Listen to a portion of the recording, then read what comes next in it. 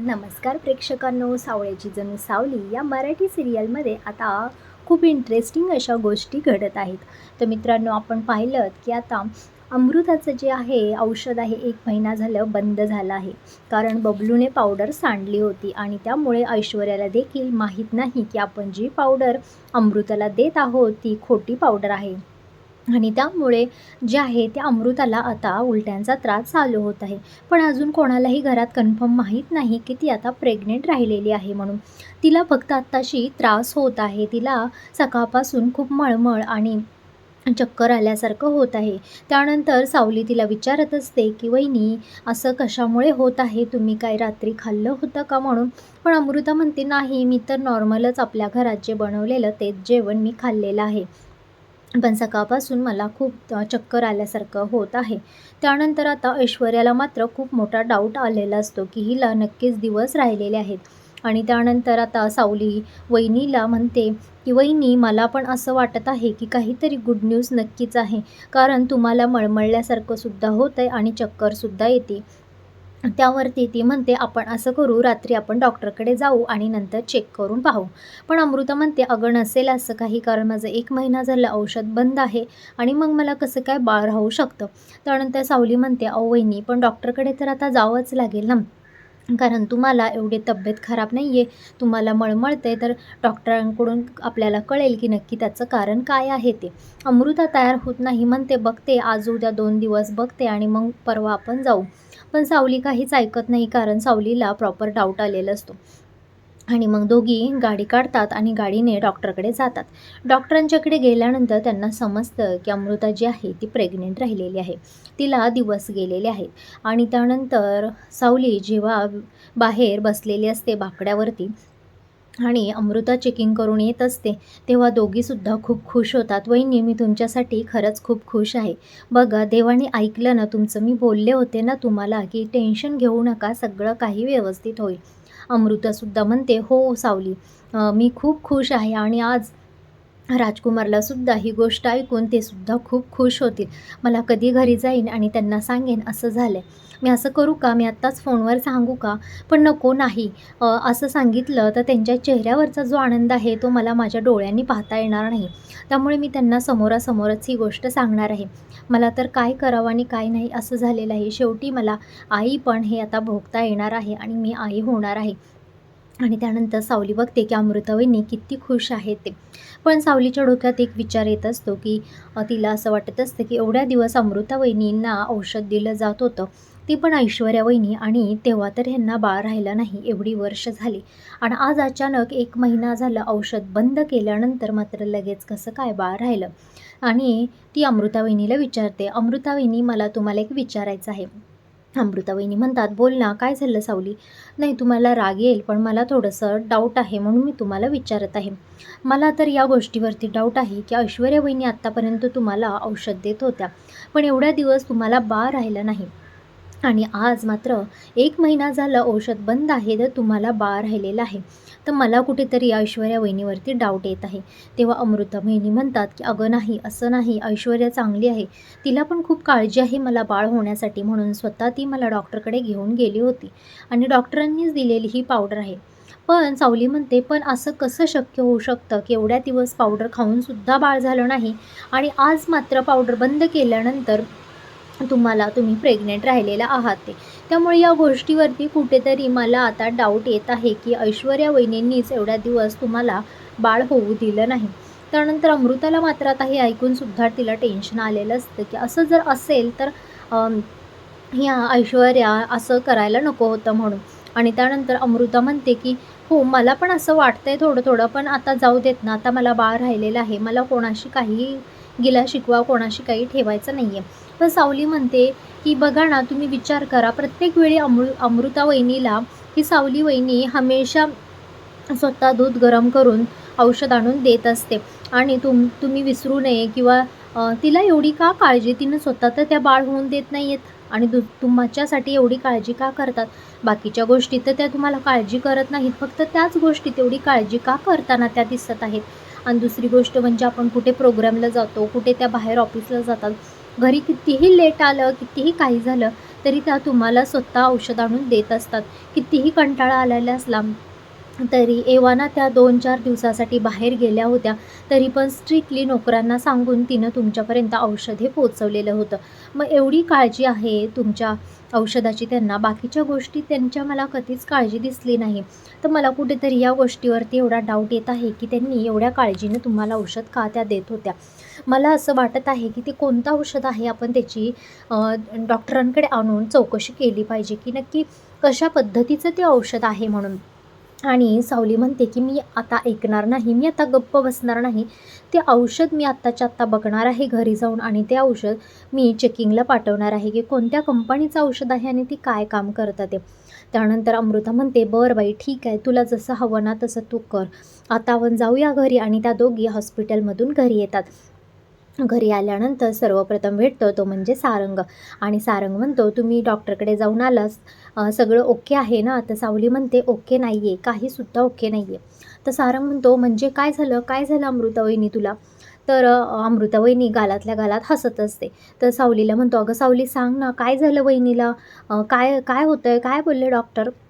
एकदम काळजीपोटी सारंग हा बोलत असतो. मग सावलीला अमृतावहिनी म्हणते, "अगं नको गं त्याला त्रास देऊ, सांगून टाक आता." आणि मग सावली सांगते, की "तुम्ही काका होणार आहात." मग सारंगला लगेच समजतं, की अमृतावहिनी ही आई होणार आहे म्हणून. आणि म्हणतो, "वहिनी मी खूप खुश आहे तुझ्यासाठी. बघ मी तुला बोललं होतं ना, तू काळजी उगाच करत असतेस. बरं ते जाऊ दे, तुम्ही असा राजकुमार दादालाही गुड न्यूज सांगितली की नाही?" तर सावली म्हणते, "नाही, आम्ही त्यांना समोरासमोर ही गुड न्यूज सांगणार आहोत." तर सारंग म्हणतो, "चला मी पण येतो. मलासुद्धा बघायचं आहे की त्याला किती आनंद होतोय ते." आणि ते तिघेजण राजकुमारच्या खोलीमध्ये जात असतात. राजकुमारच्या खोलीमध्ये जातात आणि राजकुमारला सांगत असतात, की तुझ्यासाठी एक खूप आनंदाची बातमी आम्ही घेऊन आलेलो आहोत." पण राजकुमारचा मूड हा खूप खराब असतो आणि तो म्हणत असतो, "मला काही आनंदाची बातमी वगैरे काहीही नको आहे मला."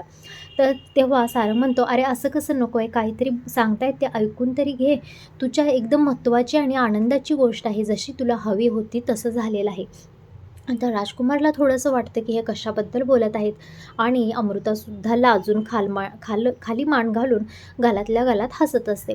तर राजकुमार तिच्याकडे बघतो आणि विचारतो, की "काय झालं?" म्हणून. त्यानंतर अमृता सांगते, की "तुम्ही बाबा होणार आहात म्हणून." तसा राजकुमारला एवढा आनंद होतो. तो म्हणतो, "खरंच अमृता, खरंच मी बाबा होणार आहे. मला वाटलं नव्हतं, की मी या जन्मात तरी कधी बाबा होईन म्हणून. अमृता, मी तुला आजपर्यंत खूप काही बोललो गं आई होण्यावरून. पण मला माफ कर." आणि असं तो रडत असतो तिच्याकडे आणि तिला मिठीत घेत असतो. त्यानंतर सारंग आणि सावलीला सुद्धा खूप बरं वाटतं हे सगळं ऐकल्यानंतर. आणि नंतर राजकुमार म्हणतो, "मी आत्ताच जातो आणि मॉमला ही गोष्ट सांगून येतो." कारण त्याला मॉमला खुश करायचं असतं. मॉमला त्याला सांगून द्यायचं असतं, की "बघ मी पण काहीतरी करू शकतो.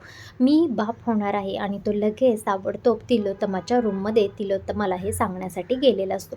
कारण आजपर्यंत तिलोत्तमाने तो बाप होत नाही आहे म्हणून त्याला कोणत्या कामामध्ये असेल, ऑफिसमध्ये कोणती जबाबदारी तिला दिलेली नसते. कारण की असं तिचं म्हणणं असतं, "तू बाप तर होऊ शकत नाही, मग तू कोणती जबाबदारी कशी पार पाडणार?" आणि त्यानंतर म्हणूनच तो तिलोत्तमाला आणि चंद्रकांतजींना सांगायला गेलेला असतो.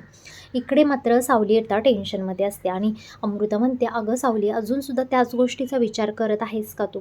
तेव्हा सारंग म्हणतो, "काय सावली, काय झालं? तू कशाचा विचार करत आहेस?" तेव्हा सावली म्हणते, "अहो मला एक टेन्शन आलं आहे, की असा मला विचार पडलेला आहे, की वहिनीला एवढ्या दिवस औषध चालू होतं, तेव्हा तर बाळ राहिलं नाही. आणि आत्ता नेमकं कसं काय 1 महिना औषध बंद असल्यानंतर बाळ राहिलं. आणि दुसरी गोष्ट म्हणजे अ, ज्या ऐश्वर्या वहिनी आहेत त्या औषधाबद्दल एवढी काळजी का घेतात? मला तर त्या ऐश्वर्या वहिनीवरती डाऊटच आहे, की त्यांनी जाणबुजकर अमृता वहिनीला असं चुकीचं औषध त्या देत असतील, जेणेकरून त्यांना बाळ न राहावं म्हणून." तर सारा म्हणतो, "सावली, तू काय वेडी आहेस का? असं कोणावरती तू आरोप कसा काय लावू शकतेस? आणि ऐश्वर्या वहिनी असं कशाला करेल ना?" पण सारंगला असं वाटत असतं, की ऐश्वर्या वहिनी एवढ्या खालच्या पातळीवरती जाणार नाहीत. हां, त्या बोलतात कोणालाही उलट-सुलट काहीही, पण त्या असं एवढ्या नीच आणि एवढ्या खालच्या पातळीवरती कधीच जाणार नाहीत. पण सावलीला मात्र त्यांच्यावरती डाऊट राहत असतो आणि सारंग म्हणतो, "सावली, उगाच तू असे विचार नको करू."